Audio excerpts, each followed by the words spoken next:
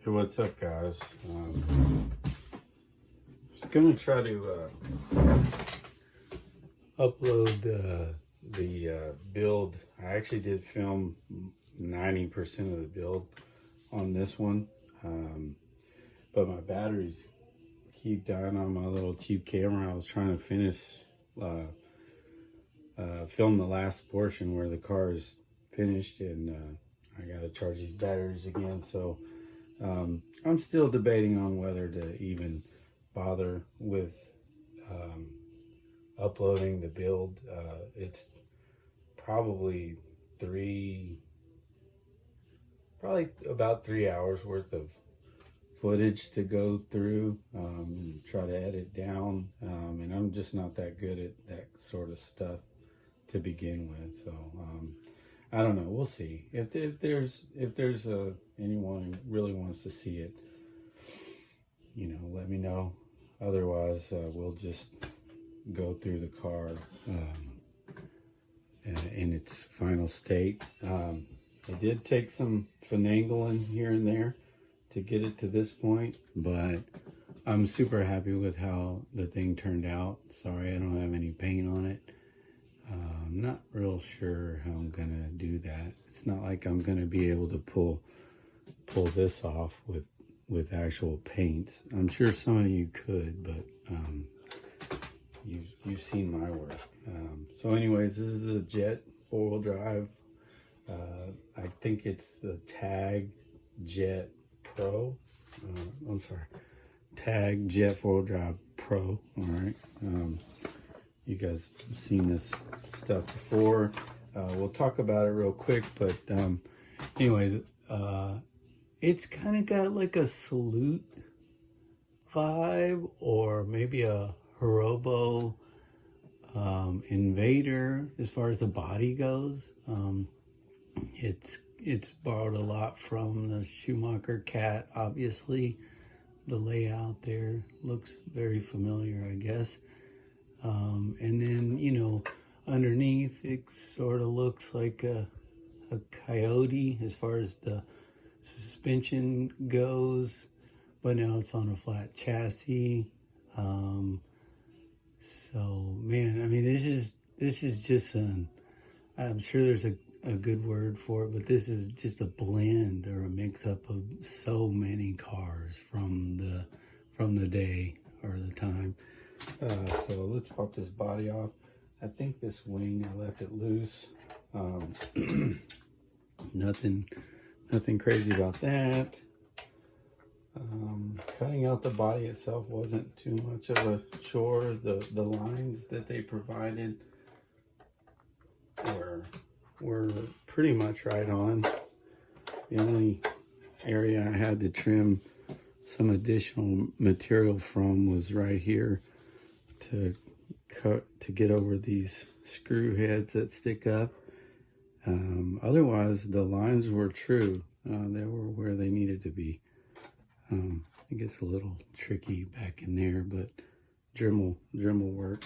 All right, so like I said, I did install belt covers, top and bottom, although I didn't use any glue or anything to seal that, because this thing will probably only drive it once, not out in the dirt, I would guess.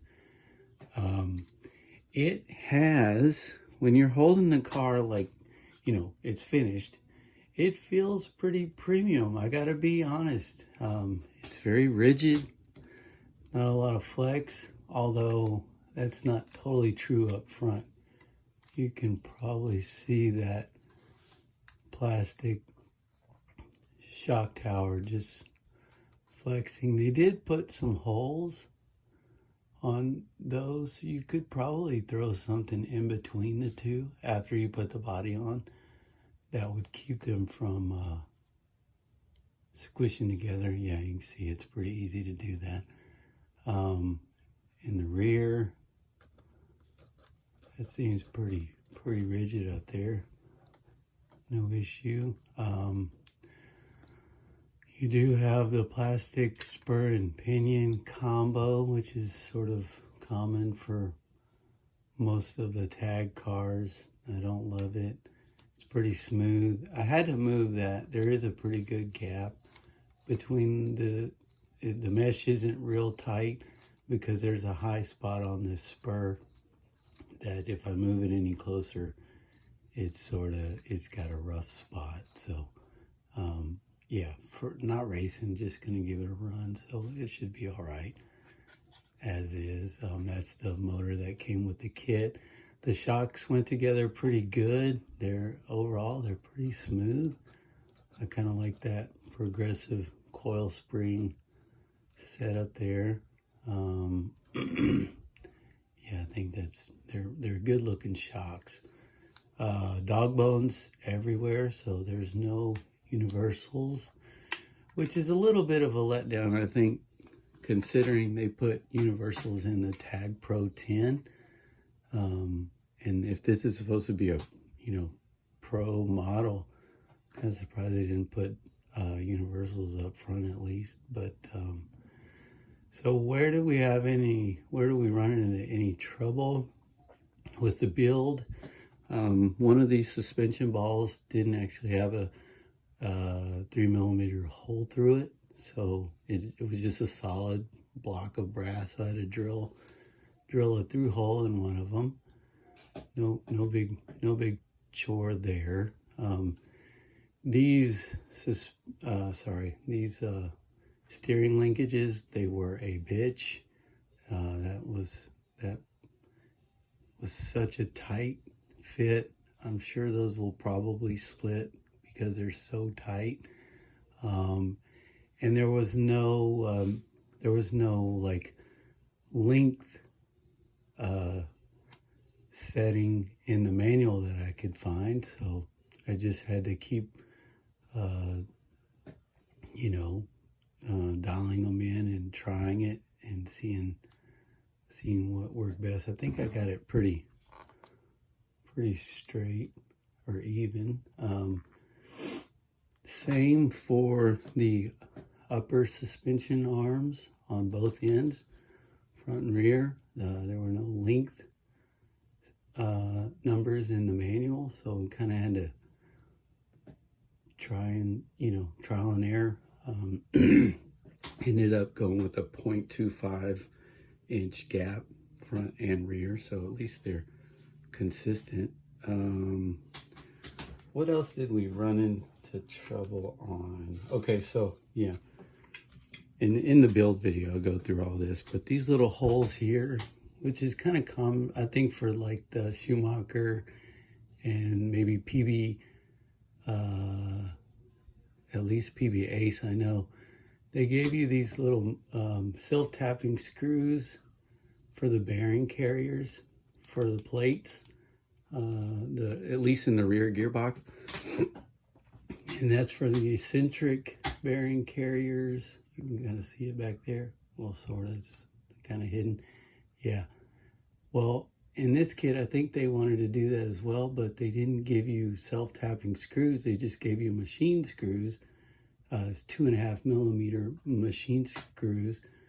But the holes were way too small, so I had to tap all those out. So there were 6 on each side. So no big deal, but it's just kind of strange that they gave you those machine screws. I'm not sure how many people would bother tapping those out, but anyways, got that. I'm trying to think, man. There weren't really. Oh yeah, okay. Final like little hiccup is they didn't give you screws for this guy here. They need to be pretty long to go all the way through that little shock mount, lower shock mount. Hope that's focused, but had to come up with some long hexes for that, and there's a nut on the back side. They gave you the nut, but they didn't give you the long screw. Found some matching screws for the back. Those were also missing from the kit. The front and rear kind of mount differently. These kind of swivel here. They're free to turn a little bit, but up front those are kind of fixed. Also, they didn't show there being any need for spacers underneath there, but if you don't, that thing kind of goes down in that little recess there and mounts sort of at an angle, which might be fine, but I wanted to kind of level it out. So I put 2 washers in each one. Down below, it looks pretty cool, but these screw heads stick way out, right? Like, I mean, I think we'd all sort of figured out, like,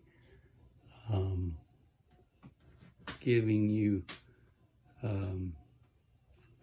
do you call it, chamfered holes or whatever was the way to go by now. But these guys, you got lots of texture underneath to tear the track up with, and also, you know, those screw heads are going to get beat up all the way down the chassis, and they don't give you a Lexan under tray, so you know, good luck with that. I will get a run video on this car when I you know, I think the overall mood during the build changed a lot, because when you first started putting this together, things felt pretty flimsy. Like the chassis material is pretty thin. Same with the gearbox. Metal is so thin, it just felt kind of flimsy when I was putting it together. But then once you get it all to this point, it feels pretty solid. These turnbuckles, or whatever, not turnbuckles, but these little steering posts, they're plastic. They felt kind of cheap, and there's nothing really connecting. Like, you know, if they were plastic and sort of, let's say, flexible plastic like this, you might expect there to be a brace across the top between the two. Nothing like that here. But I think the steering overall feels pretty good. If you were gonna try to race this thing, damn, these modern servos are pretty hard to turn. They're geared so low. But yeah, if you were gonna try to race the thing around the track, you'd probably want to address that steering. It's a little flimsy. Which kind of made me think, like, dude, why were the manufacturers of the cars always putting the cars out with steering setups that pretty much had to be modified if you were going to race the cars? Like, why? It's not like the mods were all that, you know, different from the original steering setups. It's just like, yeah, it seemed to be like there was an agreement between the mod companies, you know, or aftermarket part manufacturers and the original manufacturers, like, hey, release these cars with squishy steering setups so that we can make aftermarket parts. Just, I don't know. Anyways, it is nice and smooth. I will give it that. There's almost zero resistance in that drive line. Love that. This thing probably is gonna feel great running around out there. But yeah, man, this is, as far as I know, this is the only tag jet that I've seen on YouTube, which is just why I wanted to make sure I got it up there. And yeah, I hope it's, you know, interesting to some of you. We'll say the rubber on his tires have gotten to the point where, especially on the rear, that looks real shiny, like, you know, it's wet, like, but really the rubber has gotten to the point where it's started to re-liquefy. Like, it's very sticky and very tacky. I had an old Xbox where the wires and some of the buttons on the controller had gotten like that, so you really couldn't use it. These are sticky to the touch, but kind of gross. The fronts are fine. They did include foams in there, because otherwise these would be even more deformed than they are. They don't fit on the wheel all that well, so you probably have to glue those or get some different tires for it, really. But yeah, that's about all I got for now. I will get a running video eventually. We'll decide whether or not to post the build. I don't know. I'll just hang on to the footage and kind of tinker with it, see if I can make a video that I can watch without falling asleep during. Yeah, that's it for now. Hope you guys are all doing well, dealing with the lack of motivation everybody seems to be struggling with. Again, man, I mean, this is just for fun. I hope nobody's stressed out over it. You know, when you got something you want to share, put it out there. When you don't worry about it. And on that note, that'll be it. All right, I'll talk to you guys soon. Take it easy.